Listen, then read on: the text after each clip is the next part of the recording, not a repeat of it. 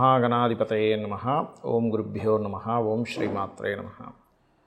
అరుణాం కరుణాతరంగితాక్షీం ధృతపాశాంకుశపుష్పబాణచాపాం అనిమాదిభిరావృతాం మయూకైః అహమిత్యేవ విభావయే భవానీం. శ్రీమాత్రే నమః. ప్రేక్షకులకి ఆ లలితాంబిక అమ్మవారి యొక్క అనుగ్రహం పరిపూర్ణంగా కలగాలని మనస్ఫూర్తిగా కోరుకుంటూ మనం ఈరోజు చేస్తున్నటువంటి ఈ కుజ మార్పు వల్ల ఎటువంటి ఫలితాలు ద్వాదశ లగ్నాల వారికి లేదా ద్వాదశ రాసుల వారికి జరుగుతాయనే విషయం మనం తెలుసుకుందాం. అందులో కొంత మంచి ఉంటుంది, కొంత జాగ్రత్త ఉంటుంది. ఈ కుజుడు కరెక్ట్గా ఈ యొక్క జూలై 28వ తేదీ నుంచి 45 నుంచి 50 రోజుల పాటు కన్యా రాశిలో ఉంటాడు. కాబట్టి ఈ రాశిలో కుజుడు యొక్క సంచారం అది అతనికి శత్రు రాశి. ఇలా శత్రురాశిలో ఉన్నప్పుడు ద్వాదశ లగ్నాల వారికి అద్భుతమైన యోగము ఉంటుంది, జాగ్రత్త ఉంటుంది. అయితే ఈ విషయాలు చెప్తుంది నేనైనప్పటికీ కూడా చెప్పిస్తుంది సాక్షాత్ లలిత అమ్మవారిగా భావిస్తూ ఒక్కొక్క లగ్నం గురించి మనం తెలుసుకుందాం. సింహలగ్నము, సింహరాశి. సింహం వారికి కనుక చూసుకున్నట్లయితే ఎంతో కాలంగా ఉన్నటువంటి కుజుడు లగ్నంలో 45-50 రోజులు దాదాపుగా ఉన్నాడు. స్ట్రెస్ అనేది విపరీతంగా ఇస్తున్నాడు. ఆ స్ట్రెస్ అనేటువంటిది ఖచ్చితంగా తగ్గి తీరుతుంది, అందులో ఎటువంటి సందేహం లేదు, గుర్తుపెట్టుకోండి.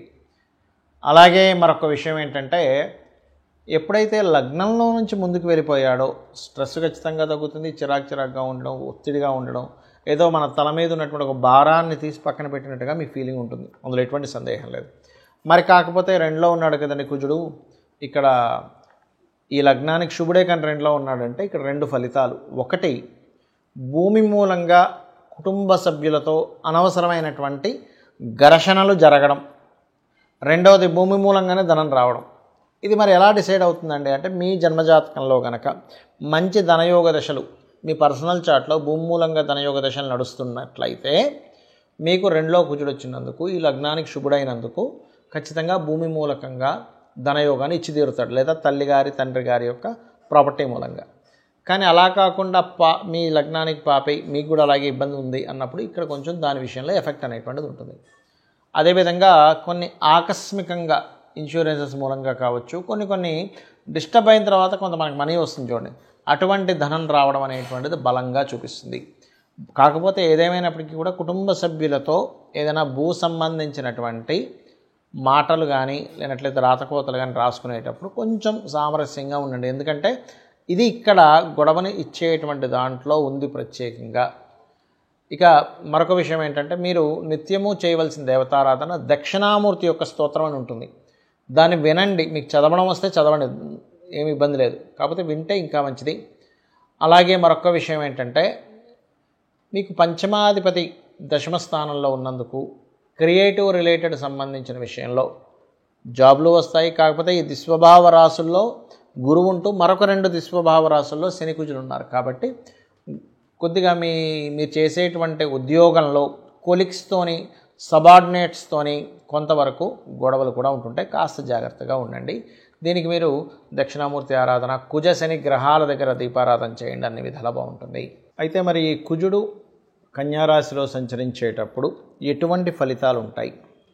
ముఖ్యంగా ఇది సైన్యము పైన ఉంటుంది, బాగా గుర్తుపెట్టుకోండి.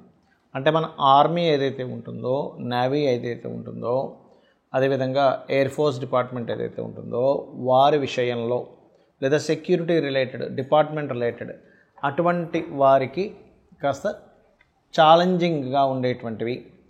సడన్గా వాళ్ళ మీద ఏదైనా అటాక్స్ జరగడము, లేనట్లయితే వాళ్ళు బాగా తిరుగుబాటు చేయడము, అంటే ఆర్మీ, పోలీసు ఏదైనా ఈ వెపన్స్ పట్టుకొని అటాక్ చేసేటువంటి వారివి ఇలాంటి సంఘటనలు ఎక్కువగా ఉంటాయి మన యొక్క ఈ కుజుడు కన్యారాశిలో సంచరిస్తుండడం వల్ల.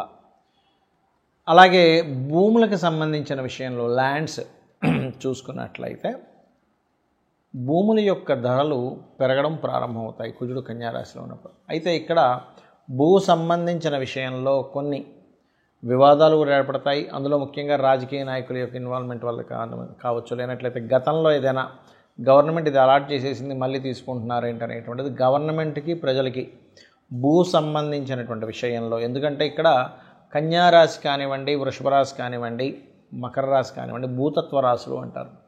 అందులో ఆ భూతత్వ రాశుల్లో ముఖ్యంగా రవికి కన్యారాశి మంచిదే, అందులో ఎటువంటి సందేహం లేదు.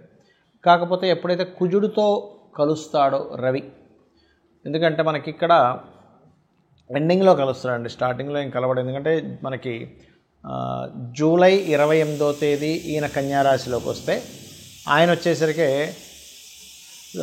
ఆగస్ట్ ఆల్మోస్ట్ సెప్టెంబర్ ఆ టైంలో వస్తాడు. సెప్టెంబర్ 17, 16, 17 ఆ టైంలో రావడం జరుగుతుంది.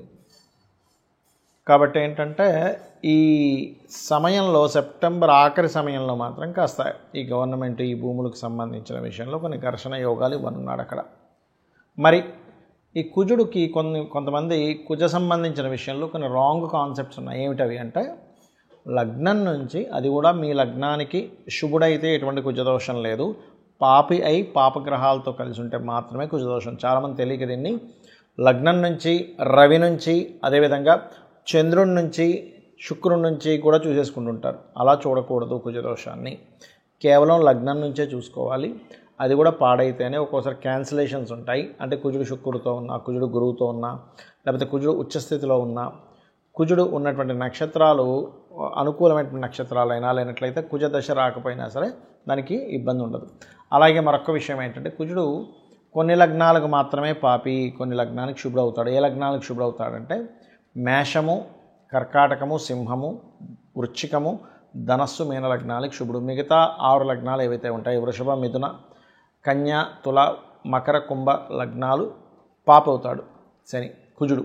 కాబట్టి ఈ పర్టికులర్ లగ్నాలకు మాత్రమే మీరు చూసుకోండి ఏ లగ్నాలకు శుభ్రవుతాడో, ఏ లగ్నానికి పాపవుతాడు. ఇందులో మరలా ప్రధానంగా కుజుడు ఎక్కడున్నా దోషం అనుకుంటారు, అలా కాదు. లగ్నంలో ఉన్నాడు, మంచివాడైతే మంచి స్ట్రాంగ్ బాడీ ఇస్తాడు, చెడ్డవాడైతే రక్తహీనత. 2వ స్థానంలో ఉన్నాడు కుజుడు. మంచివాడు అనుకోండి, మీ లగ్నానికి శుభుడు బాగున్నాడు అనుకోండి, భూమి మూలంగా ధనయోగాన్ని ఇస్తాడు. బాగోపోతే భూమి మూలంగానే ధనహీనత, కుటుంబ సభ్యుల్లో గొడవలు ఇస్తూ ఉంటాడు. 3వ స్థానంలో ఉన్నాడు, పరాక్రమ యోగం బాగుంటే, బాగోపోతే మీరు ఏం మాట్లాడినా గొడవలు అవుతూ ఉంటాయి. 4వ స్థానంలో బాగుంటే భూములు అద్భుతంగా సంపాదిస్తారు, కానీ బాగోపోతే భూములు పోగొట్టుకోవడం జరుగుతూ ఉంటుంది, భూములు ఎవరైనా కబ్జా చేయడం జరుగుతుంటుంది. అంటే ఇక్కడ ఏంటి, కుజుడు బాగున్నాడా బాగోలేడా, పాపి శుభుడు ఒక ఎత్తు అయితే బాగున్నాడా బాగోలేడా అనేటువంటి దాన్ని చూసుకోవాలి. పంచమంలో ఉంటే సంతానం వల్లే వీళ్ళకి భూములు రావడం, సంతానం చాలా స్ట్రాంగ్గా ఉండడం జరుగుతుంది. అదే పంచమం పాడైతే అబాషన్స్, మిస్క్యారేజ్ జరుగుతూ ఉంటాయి. 6లో ఉంటే శత్రువుపై జయం ఉంటుంది. అదే 6లో ఉండి పాడైతే మాత్రం శత్రువులు ఎక్కువ అవుతూ ఉంటారు. 7వ స్థానంలో ఉంటే మాత్రమే వివాహ సంబంధించిన విషయం మీద, జీవిత భాగస్వామి యొక్క ప్రవర్తన మీద కోపంగా ఉండడం, ఇట్లాంటివి జరుగుతూ ఉంటాయి. బాగుంటే మరలా వాళ్ళు వచ్చినప్పటి నుంచి వీళ్ళ భూములు కూడా పెరుగుతాయి. అష్టమంలో కనుక కుజుంటే అది పాడైతే యాక్సిడెంట్స్, పాడవకపోతే తాతగారు ఆస్తి రావడం జరుగుతుంది. 9వ స్థానంలో కనుక మీకు కుజుడు ఉన్నట్లయితే, ఇక్కడ 9వ స్థానం అనేటువంటి తండ్రి స్థానం కాబట్టి ఏదైనా అంటే తండ్రి ద్వారా బాగుంటే తండ్రి ద్వారా ధనము, తండ్రి యొక్క శక్తి మీరు పొందుతారు, అంటే తండ్రే మీకు సపోర్ట్ అవుతారు. లేనట్లయితే తండ్రితో గొడవలు ఉంటాయి. అదేవిధంగా లక్ష్మీ నరసింహస్వామి ఆరాధన ఇలాంటివి చేయడం వల్ల కూడా బాగుంటుంది 9లో కుజుడు ఉన్నప్పుడు. 10వ స్థానంలో కుజుంటే లీడర్ అవుతారు బాగుంటే కనుక, బాగోపోతే కనుక అదే కంపెనీలో అదే జాబ్లో వాళ్ళకి ఇబ్బందులు వస్తూ ఉంటాయి. 11లో ఉంటే రియల్ ఎస్టేట్, భూములు, మిషనరీస్ వల్ల లాభాలు ఉంటాయి, బాగోపోతే వాటికి రావాల్సిన లాభాలు ఆగిపోతూ ఉంటాయి. ఇప్పుడు 12వ స్థానంలో కుజుడు ఉంటాయి, వివాహ జీవితం తర్వాత గొడవలు ఉంటూ ఉంటాయి. అలాగే ఇన్వెస్ట్మెంట్ చేసేటప్పుడు కాస్త చూసుకొని చేయాలి. బాగుంటే భూమి మీద ఇన్వెస్ట్మెంట్ చేయడం వల్ల కోట్లకు కలిసి వస్తుంది, బాగోపోతే ఆ ఇన్వెస్ట్మెంట్ స్ట్రక్ అవుతాయి. కాబట్టి ఇక్కడ ఏంటి మీరు చూసుకోవాల్సింది, అసలు మీ లగ్నానికి కుజుడు శుభుడా కాదా, పాయింట్ నెంబర్ 1. శుభుడైతే బాగున్నాడా లేదా, పాయింట్ నెంబర్ 2. పాప అయితే ఎలా ఉన్నాడు, ఇవి చూసుకుంటూ కుజదోషం పోవాలి మీకు అంటే కనుక ఆంజనేయ స్వామి ఆరాధన, సుబ్రహ్మణ్యేశ్వర స్వామి ఆరాధన, కుజగ్రహానికి జపం చేయడము, గోవు క్యారెట్స్ కానీ బీట్రూట్స్ కానీ తినిపించడము, కుజగ్రహంతో పాటు శని రాహు గ్రహాల దగ్గర కూడా దీపారాధన చేసినట్లయితే అన్ని విధాలా మీకు బాగుంటుంది.